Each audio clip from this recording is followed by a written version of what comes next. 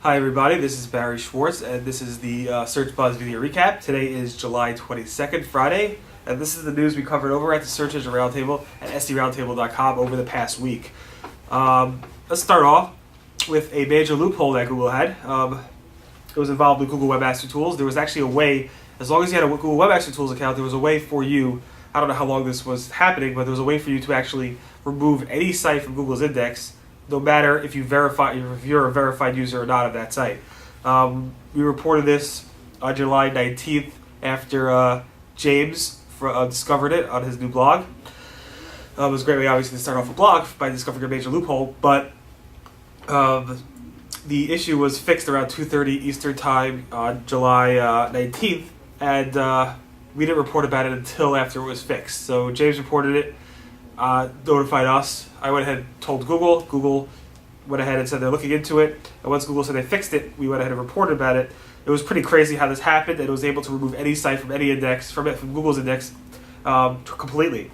Google said they found the issue, they resolved the bug, and they are going through any sites that were removed, because they track it all, obviously, by people who were not verified to remove those sites, and they're putting them back in the index. So it shouldn't be an issue going forward. But that was pretty scary, and I'm glad that James found it and that Google was able to resolve it. Moving on, Google did something that they've never done before. Is pretty much distract. Well, they've done this before, but basically, conceptually, if you do a search for anything on Google using Internet Explorer or on a PC, and if you have some type of malware string that Google's aware of, Google will actually notify you at the top, big yellow background saying your computer appears to be infected. I'll post a picture of how that looks, and this is something Google never done before. They've notified if websites were infected, but they've never notified users if their computers are infected. It works on PCs. It looks at the most popular strains of viruses that Google's looking for, and it will let you know if you're infected and what steps you can take to go ahead and fix your computer. This obviously distracts majorly from people searching at Google, but at the same time, Google, I guess, wants to make sure to take care of that user. On Monday, I wrote about how PageRank is losing trust among webmasters. And by that I mean, there was a lot of confusion about how PageRank was working, because what is the Google toolbar has been updated. Like last time it was updated, it was updated like 6 months before that.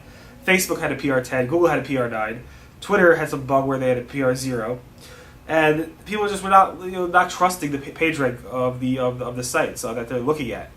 That could be an issue because of Google's brand is really a lot around PageRank, at least early on was. So then, after I wrote that, the day after, and I'm not saying this is related to that, it could be related to Twitter's bug, Google went ahead and pushed out a new PageRank update, which they rarely do. They never push out a PageRank updates, within a month of doing a major PageRank update. And obviously Twitter was fixed, but Google's old PageRank, which was a PageRank of 9, went back to a PageRank of 10. So it's pretty interesting to see that and see how that is happening. Again, we have posts about that on July 18th and July 17th.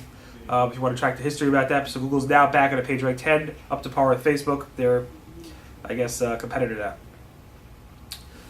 On the Webmaster Tools front, Google has enabled URL parameters, a finer control over URL parameters. So you're allowed to do a lot of things back in the past. Google in 2009 released URL parameters handling. In 2010, they bumped it up to allow you to do more things. And now they're actually letting you do finer things, such as defining to Google, telling Google, communicating to Google, if a URL parameters change, if that actually changes the content, or if not, if it doesn't. So you're able to say, this URL parameter, this change in the URL parameter has no effect on content, the content's the same, or you're able to actually say, no, it does change the content, and this is what it changes, and you're able to let Google deal with it, or you can tell them exactly how you want to handle that.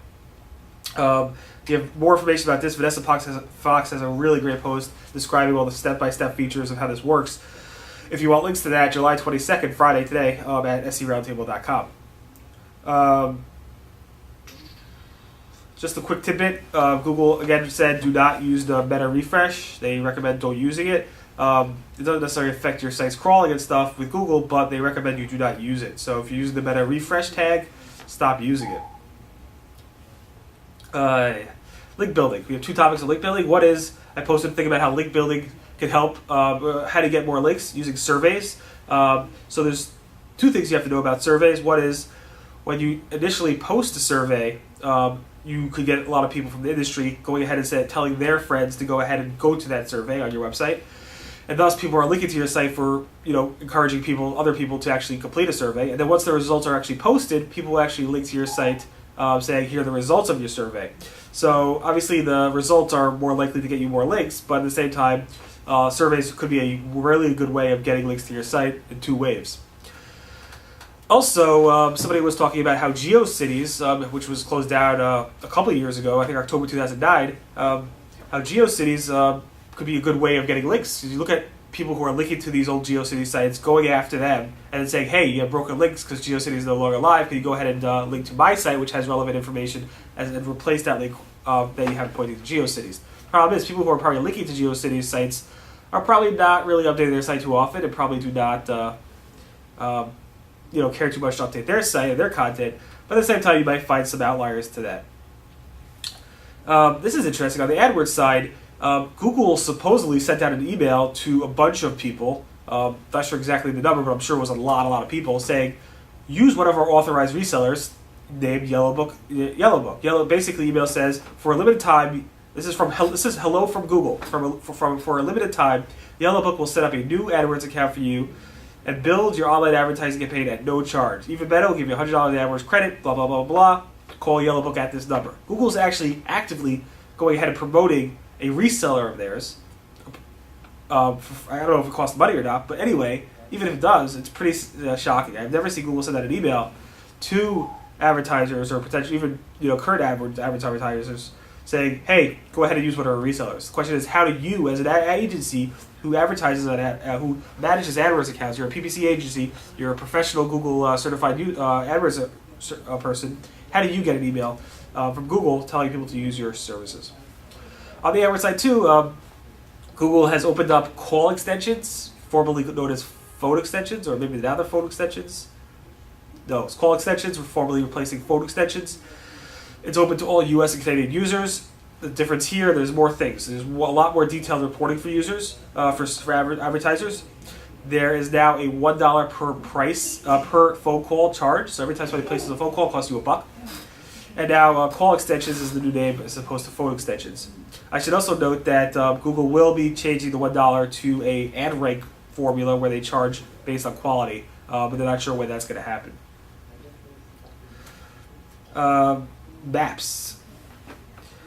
Google Places did a significant update to the design. They now have the new gray and black top bar, but besides for that, they actually now have pretty much removed third-party reviews. They now are showing only Google reviews in the context. They're significantly trying to get people to actually write more reviews with larger buttons, and they're only showing links to third-party sites, like it will say Yelp 3 reviews or TripAdvisor 4 reviews, and linked it to them. It won't include those actual reviews on the site. As you know, Yelp was actually very angry at Google for copying their reviews and not actively linking to them as they should have. But now there's a small little link at the bottom, so I don't know what Yelp would rather have. I don't know if they're happy or not. We'll find out later.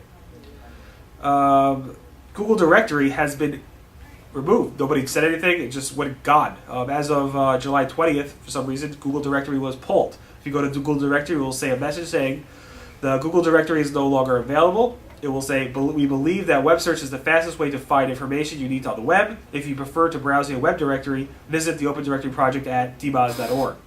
So dmoz got a nice link out of that, but at the same time, Google has dropped it. One of Google's first links ever in terms of their services was a Google Directory outside of the web search. Back then, I know the founders didn't really want to have a copy of the Open Directory on their site, but they were able to make it searchable, so they went ahead and added it, and now several years later, probably over 10 years later, they have removed it, which is pretty significant, I think, but I don't know. Also being removed, or was being removed, is Google Labs. Google Labs is being completely killed, at least from the Google Labs, labs.google.com. They announced that this is happening sometime in the future. Google Labs is helpful in terms of introducing things like Google Suggest, which is now Google Instant. But Google Labs will still exist within products. So Gmail Labs and other types of labs, like Maps Labs, will all exist. But there will be no main Labs page. which is interesting, but people are upset by that. Also, Google Toolbar is no longer going to support the newer version of Firefox. Firefox 5 has no Google Toolbar support unless you have some type of weird compatibility add-on, which is significant because one is Google Toolbar first launched on Firefox. Two is because it was over 6 years old, and now Google said, "Oh, we're not going to go ahead and enable Toolbar." But more importantly, and I didn't realize this, Danny Sullivan went ahead and told me this, was that Google. And I know this, but I didn't know that. I didn't really put the two together. Google tracks people using Google Toolbar. They use that for data, behavior user data, and a lot of people use Firefox. So why in the world would they go ahead and get rid of this? Do they really think Chrome is going to overtake Firefox that fast? I'm not exactly sure. I guess they have their reasons. Almost done here. Firefox. This is an interesting and scary post. So I found a post in the Google Webmaster Help Forums where somebody said that they hired an SEO company, then they weren't happy. So they gave their SEO company a 2-month notice saying they're going to get rid of them. The day of, or the day after they actually gave that notice, their whole website was completely removed from the Google Index. We're not exactly sure why. There's a whole big thread about it, but they suspect that this SEO firm is taking, giving their client revenge. They want revenge, and they're very upset with their client, and they just totally removed them from the index. Obviously, it's very scary and hurtful for the company, and I'm not sure if they'll be taking legal action against this SEO firm. But it is a very scary thing. If you are a client of an SEO company, make sure, before you fire them, that you take control over your site and webmaster tools. Finally, there were 2 logos this week. One was a P logo for Gregor Mendel. Basically, he was researching how P's work and stuff like that, and he was the founder of Genetics. So it was a pretty good logo. Take a look at that. I'll put it on the screen. And this morning, there's a mobile for like cribs, like an art logo on the Google homepage. It's actually interactive. You can spin it around if you have a certain type of computer and latest browser. It actually animates. It's pretty cool. That's for Alexander Calder, who was an American artist who came up with the concept of art in a mobile 3D type of perspective. The interesting part about that logo was they actually tried it last year, and for some reason they pulled it because it wasn't ready. There was technical issues, and they promised to put it back this year, and they did put it back this year. But again, they put it back in Australia yesterday, which was actually today there, and they took it down for several hours because there was some bug with it as well. And now it's back, and everybody can enjoy it. Not everybody. You have to have the latest version of Chrome or Firefox to enjoy it, but it's there. Anyway, that is the Search Buzz video recap. Today is July 22nd. Thanks so much for listening. My name again is Barry Schwartz, and this is the news we covered over the past week at the Search Engine Roundtable at seroundtable.com. Thanks so much for listening, and have a great weekend. Bye.